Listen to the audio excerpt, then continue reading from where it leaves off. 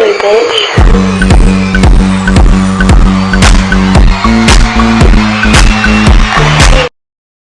Hey guys, welcome back to my channel.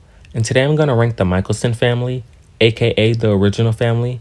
And this ranking is going to be based on their characters, not their power levels. Although if you want a video like that, let me know down below. Now this video will assume you've seen the Vampire Diaries and the originals to understand. But if you haven't, I will try my best to help you understand it. And finally, hope Mikaelson is not in this ranking. Now let's get started.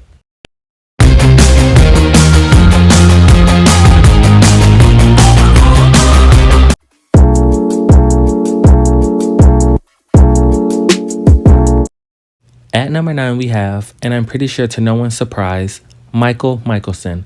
And I'm not kidding when I say he's one of the worst people and parents introduced in the Vampire Diary universe. We know Mikael as a Viking warrior who met his wife Esther by invading her village and killing everyone there except Esther and her sister. And somewhere down the timeline, Mikael and Esther fell in love and decided to get married and have kids. And with some help, they're able to achieve this goal, with their first children being Freya and Finn, with him favoring Freya over Finn. But he was a loving and caring father to both of them.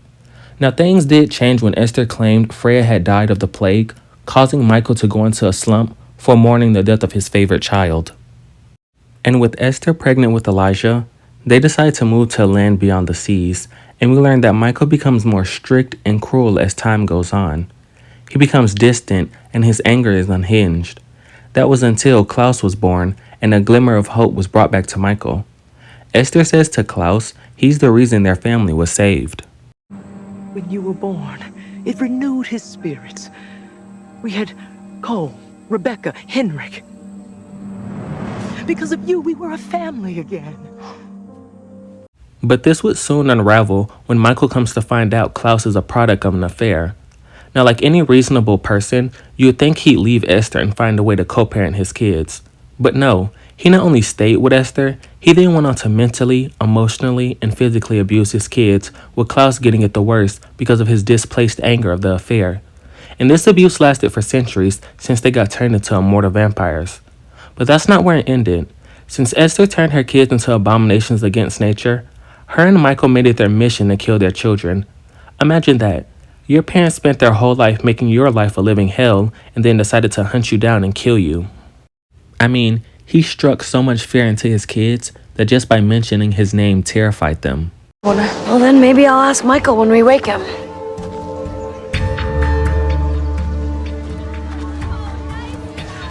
You're bluffing. You don't know where he is. No one does. So then who's rotting in that old cemetery in Charlotte? If you wake Mikael, we are all doomed. And when he was in close proximity to them, they would immediately flee. And you want to know what I find even worse? He would get his children sometimes to help him inflict pain on his other kids. Naga! Hold him down! Brother! Please, don't let them do this to me! Do it now, boy! Now! Help me. Like, imagine being a kid and having a feeling of obligation that you have to help with something like that because you're afraid of what they'll do to you. So Mikael was clearly not equipped to have children at all.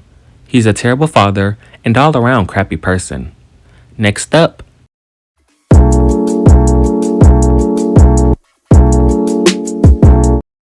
So next we have Esther, and one word I use to describe her is delusional. We're going to start at the beginning where she meets Mikael, and like I explained in his section, the Vikings raided Esther village, killing everyone except her and her sister.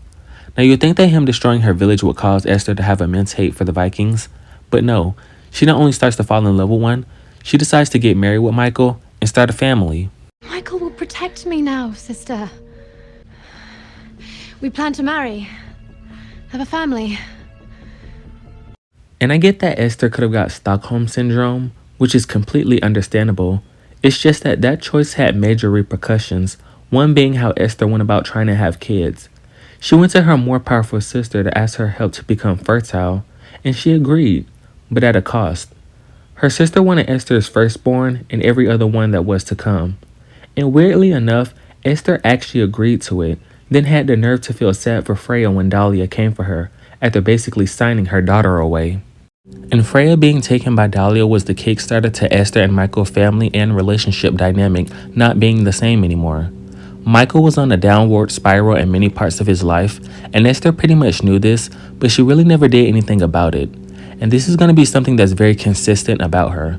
So as Michael self-destruct, Esther decides to step out of her marriage and have an affair, which then will result in their child Klaus. But with Esther being the liar manipulator that she is, kept the affair from Michael, let him believe Klaus was his child, and denied Ansel and Klaus a relationship. Why did your Adonis abandon his son? Why did he allow me to be raised by a monster who hated me? It was I who forbade it. I knew if Michael had learned of my infidelity, he would have destroyed us in his rage. I had no choice. Now, this lie would be revealed, and from already bullying his kids, upon finding out the truth, it got worse for Klaus. And Esther witnessed and knew about a lot what Michael was doing to his kids, but guess what she did to stop him? Nothing. Absolutely nothing. So much for being a powerful witch. She couldn't even protect her kids. And you know what? It's not even couldn't. She wouldn't protect her kids. And Esther's hands aren't that clean herself. She too traumatized her kids. One of the biggest ways being turning them into vampires, which came with huge consequences. Her children were never the same after this. They turned into murderers, killing hundreds of people over time. And like Michael, she made it her mission to kill her kids. She tried everything under the sun. And again, like Michael, she's just not a good parent at all, and a horrible person.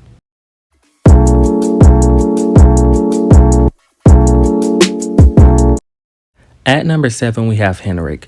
And if you watch the Vampire Diaries or originals, you know that he showed up in exactly 2 scenes, then was killed off. Henrik was used as a martyr and smoking gun that would lead to Esther turning her kids into vampires. That's really all the agency they gave him. And I'm not saying the Mikaelsons weren't saddened by his death, because they were.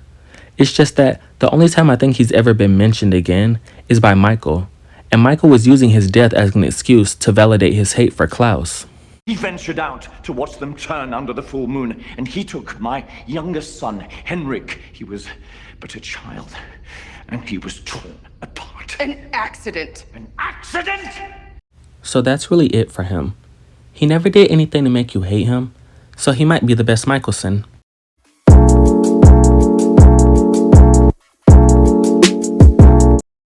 So Finn.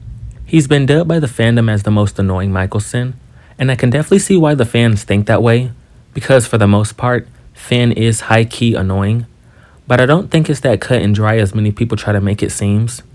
Now unfortunately, he did have less screen time than his siblings, but I watched him enough to say, I think Finn might be a misunderstood villain, and here's how. So as we all know, Finn and Freya were the first of the Mikaelson kids, and everything was great until it wasn't. We know Dahlia came and took Freya, which severely disrupted their family, but no one really brings up how Finn was old enough to remember that moment, and I'd assume as a kid, seeing your sister being kidnapped and never seeing her again is very traumatic. And I think that happening helped shape how Finn turned out as he got older. Finn became Esther's main foot soldier. He practically did anything for her, and I mean anything. And we see this behavior has been going on since he was a teenager. You see, it starts off as the little things, like him making sure Klaus always had the necklace she made him. Where's your starling necklace? It must have fallen off. You need to find it now. Immediately. It's all right, Mother. I found it. You owe a great thank you to your brother, don't you? Don't you? Thank you, Finn. And I don't think we need to go in a deep dive into how Finn adopted this follower mentality, because we already know how manipulative Esther is, especially when it comes to her family. And of course it only grew and grew over time, but I think it really cemented when Esther turned them into vampires. And sure, did his other siblings have a problem adjusting? Yes, but we see Finn had a serious disdain for being a vampire. And pair this with Esther trying to kill her kids, you have again this leader and follower dynamic where Finn goes to the extreme. He let himself be used as a martyr in which he was going to kill himself, then that would lead to his siblings' death. He tried to kill his own brother, Baby, and then he actually killed his brother, Cole. So it makes sense why the fandom doesn't like him and find him annoying.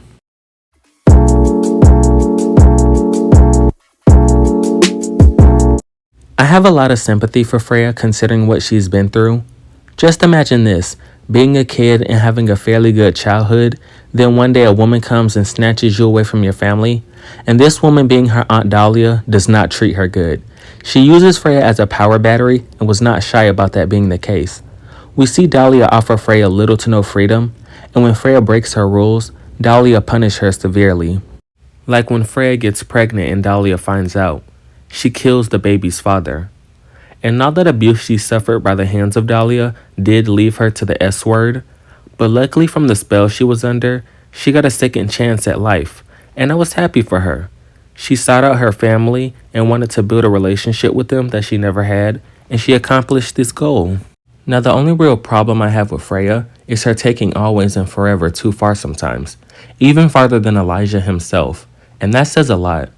One main example being when they had to stop Tristan, Freya sacrificed the life of a teenager. And Vincent brought up a good point. The Mikaelsons did get to live for 1,000 years. Davina didn't really get to experience life yet. So Freya can definitely be drastic when trying to save her family.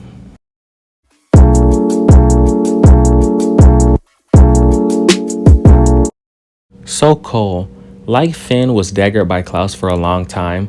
However, unlike Finn, Cole definitely had a lot more screen time and is well liked by the fandom. When we first see him, he's pretty much just like his siblings. Very snarky personality, ruthless, but had a sense of playfulness when being cruel. Now, we never really knew what Cole was like before turning into a vampire.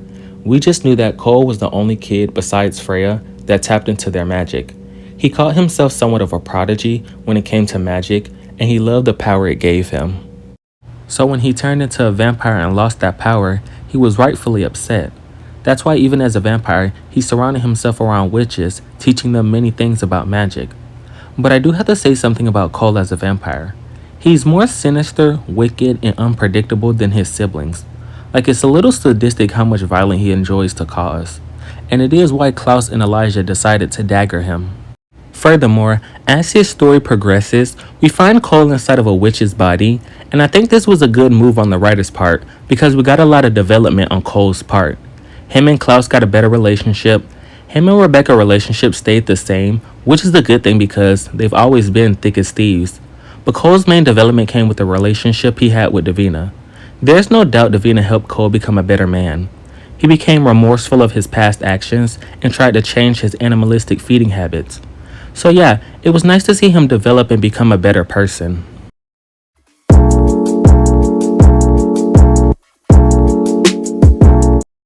So at number 3, we have the on-again, off-again nobleman. And I say that because when it comes to Elijah being honorable, it's kind of 50-50. I describe Elijah as kind, compassionate, trustworthy, and all those other good things. He's in general such a nice person. Elijah's someone you know you can put your trust in and he'll come through for you. But he's not perfect. He does have character flaws that allows him to be tricked and other people around him being hurt. And sometimes it's him causing the pain. And to name 2 of the biggest ones are him being gullible and overprotective. We see his big heart can lead him to make bad decisions, like him not stopping Klaus when he had the chance instead of always letting his emotions get the best of him. Plus, him always trying to see the best in people could be considered a good and a bad thing. And I know he has a lot of blood on his hands, but overall, I love his character, which is why he made top 3.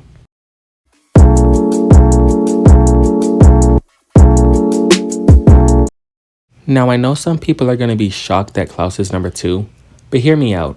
I have a love-hate relationship when it comes to Klaus, because as you all know, throughout this video I've described the abuse Klaus went through, but I did only scratch the surface of what he's been through. Like the one time Michael stabbed him and left him dead in a forest. So on one hand, I understand why he is the way he is, like why he's closed off, paranoid, cruel, aggressive, and narcissistic. Because if you've experienced abuse, you know it can turn people into not so nice people. But on the other hand, just because you went through something doesn't mean you can treat other people terribly. And trust me, Klaus treated everybody around him terrible. He essentially turned into his father. The same way Michael treated his kids is the same way Klaus treated his siblings. So that's why it's a love-hate relationship and why he's number 2 and not number 1, especially when the person who is number 1 exists.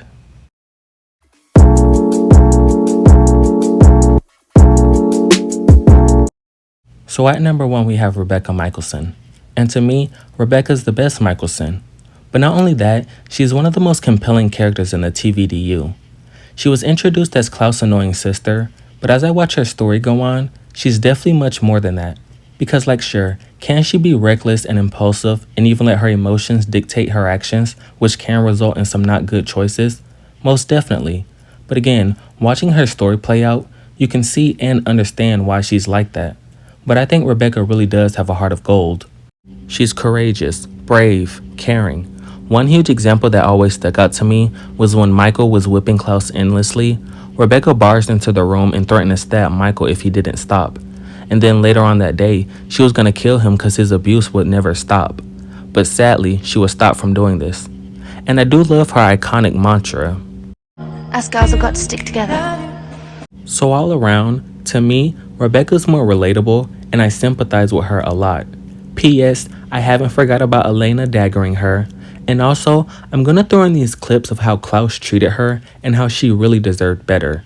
Then that will be the end. What did he promise you? Nick, I swear. What did he promise you? Tell me, Rebecca! Need to find it, Nick. Tell me that's now. not what I want she it back. needs. Tell me that's not what she needs, Rebecca!